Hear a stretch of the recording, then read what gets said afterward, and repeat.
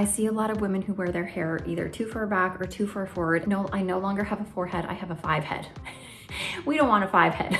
This also does not look realistic either. Putting on the wig, that's what we're here for.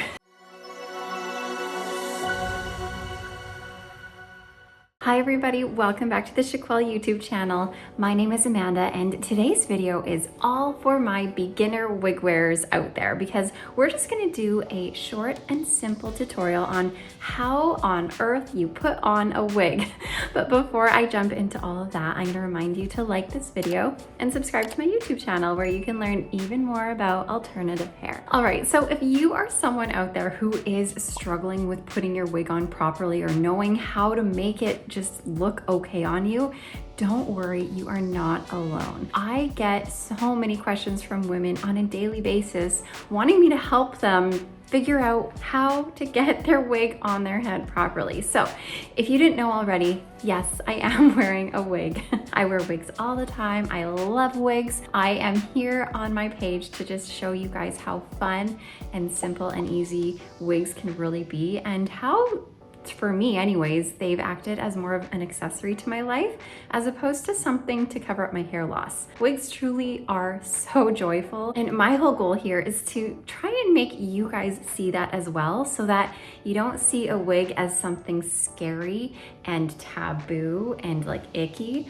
I want you guys to view wigs as something fun and exciting and something to accessorize not only your outfits but your life as well. But without dilly-dallying anymore, let's hop to it and I'm going to show you how I put on my wigs. So I know that there are women out there watching me who have all sorts of different types of hair loss and perhaps even women who don't have hair loss at all. So first I'm going to show you how I, as a bald woman, I do quotation marks because clearly I have some hair growing, but I do shave it so that I am bald. So I'm going to show you how I, as a bald woman, put my hair on or put my wig on. And then I'm going to show you what you could do if you have hair of your own. But hopefully this will go by quick so it's not too long-winded for you. All right, here I have the wig called Kristi. I was just wearing it a second ago. It is such a cute little bob. This is by Renau and it's in the color 24BT18SA, also known as shaded Mocha. It's a really beautiful sort of dark blonde, almost leaning light brunette with some golden highlights in it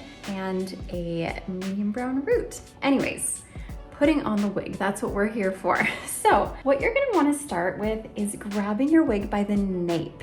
So the nape is going to be where the tag is. That is the sort of back part of your wig or the bottom of your wig, right where it's going to sit on your occipital bone. Find where the tag is. If there's no tag, then find where you might have some adjusters, either Velcros, hooks, pull tabs, some kind of thing to adjust your wig. That's gonna be where the nape is. You're gonna start by holding it at the nape of your wig. What I do is I do a little dive. I dive right in. So I'm gonna put my forehead right here at the front of the wig, and this is where the lace is. Now, not every wig is gonna have lace. This one does. It doesn't matter if it has lace or not. Either way, you're still gonna put your forehead right there. From there, you're gonna shimmy this back onto your head and flip.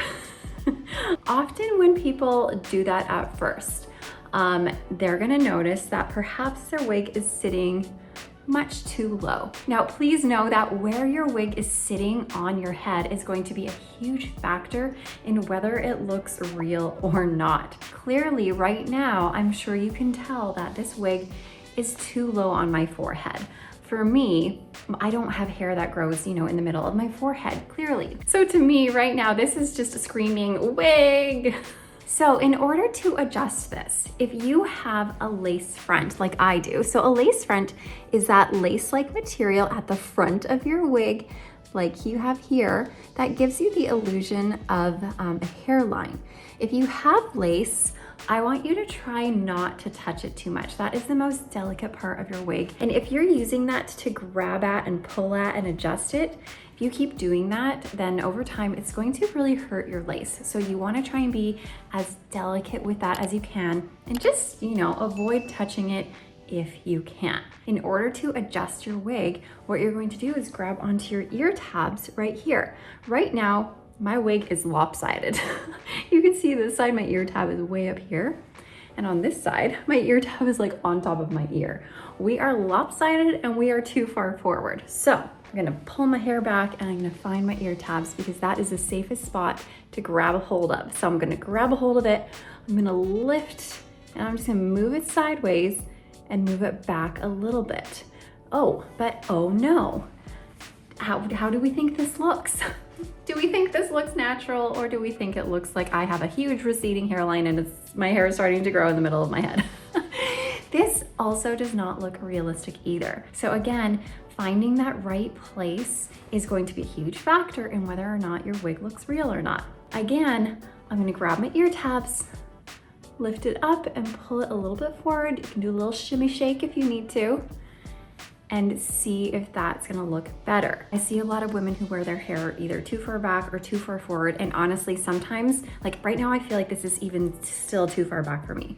But honestly, just even like a little half a centimeter sometimes makes all the difference in the world. So as I'm doing this, I'm also adjusting where the ear tabs are sitting in accordance to my head so that they're center and not lopsided. And all of a sudden now this looks a lot more natural on me. Oh, I just love this bob so much. Guys, if you are looking for a cute bob, this is like the cutest little thing ever. Now, if you are struggling in finding or determining where your hairline should sit, if you're just like, I just don't know where my hairline should be, I suggest starting, at least, you're gonna start with this, with the 4-finger rule. So you're gonna take 4 of your fingers, you're gonna place them just directly above your eyebrow, on your forehead, and wherever your top finger lands is kind of where your hairline should be. So if you look here, my hairline is just starting right where that finger is. If this is back too much, I'm gonna grab by my ear tabs, pull it back.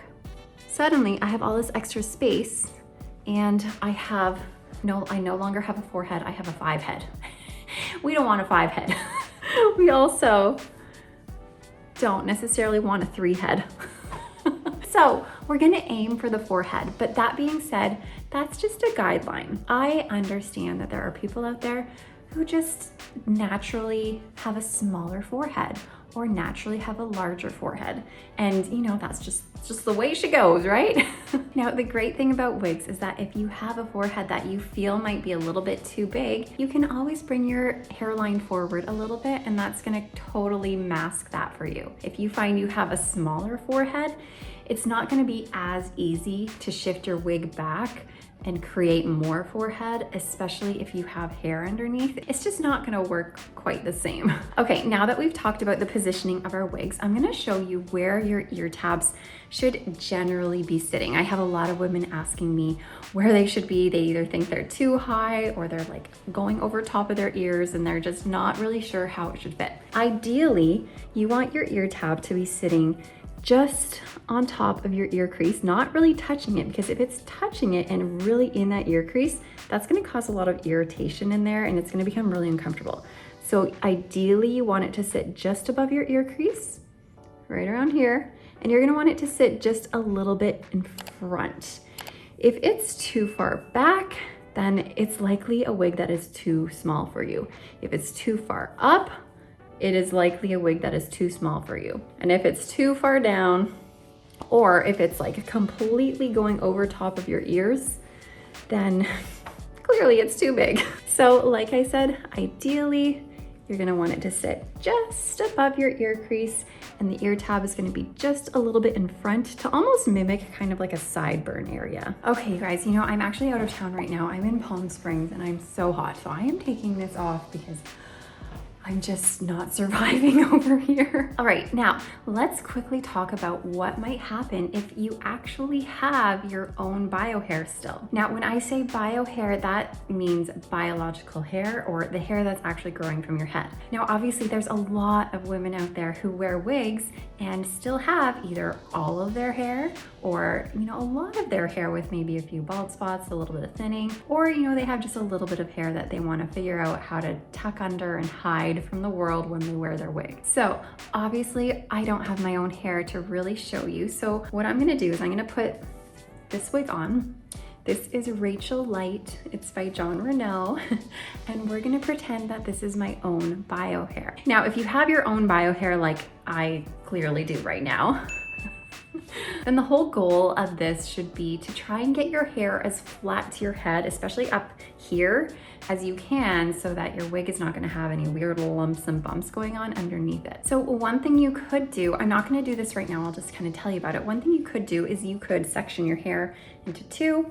You could do some braids, so it's behind your ear, do some like French braids or just normal braids, and then like pin it up, braids, pin it up so it's flat against your head and not causing any huge bulges. So if you make those really tight braids, pin them up, then that's gonna be a really good way to keep it close to you. Now, once you have your hair braided and pinned down, you could leave it like that and just put your wig on, and that's totally fine. Or you could take a wig cap and put it over top, and you might find that you're gonna feel even more secure underneath than if you don't have one. So all you would need to do is just put your wig cap over top, kind of smush all that hair in there, and then it's just gonna help that hair stay a little bit more put. All right, so once you have your wig cap on over top of your braided hair, or you could even just have your braided hair like it is, or you don't even have to braid your hair. You could just put a wig cap on without braiding it and just kind of smush it around underneath. Honestly, there's not a lot of rules to this. It's a lot about trial and error and doing what's comfortable for you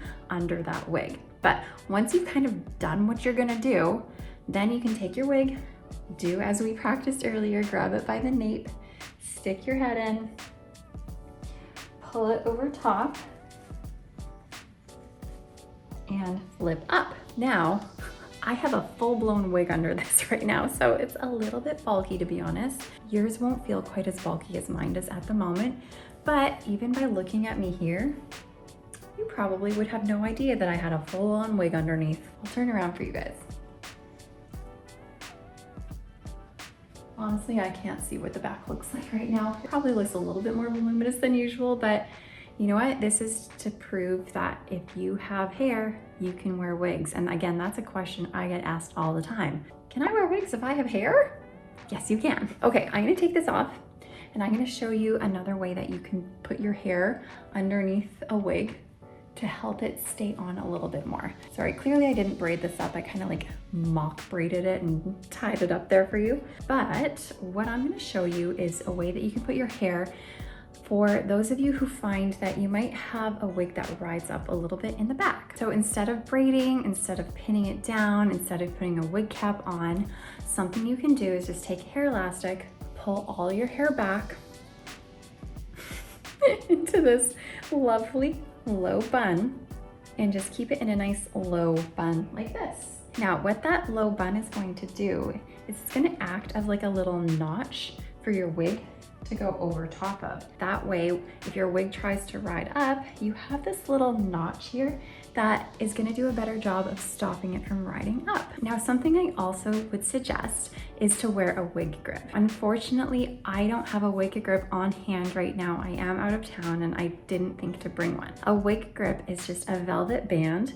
It's like a velvet headband that you would place. It's like 1.5 inches thick maybe. You would place it around your head, even with your bun here. And the velvet wig grip is going to act as a sort of extra layer of friction between your wig and your hair, so that when you put your wig on top of it, it's almost gonna catch onto that velvet and it's not gonna wanna move back as much. So you're gonna kind of have two spots that are gonna help it from moving. The velvet at the top here and at the sides, plus your little notch at the bottom to keep it from riding up a bit. All right, now same thing. I'm gonna take my wig at the nape, stick my head in, put it over top of this notch, and flip up, and there you have a wig that's on your head. And again, make sure when you're adjusting, you grab those ear tabs, maneuver your wig around with those ear tabs as opposed to pulling at your lace or as opposed to like pulling and yanking at your hair too. Your tabs are your safest spot. All right, you guys, that is, I think, all I have to share with you about how to put a wig on. Hopefully this gave you a little bit more of an in-depth tutorial on how exactly to do that.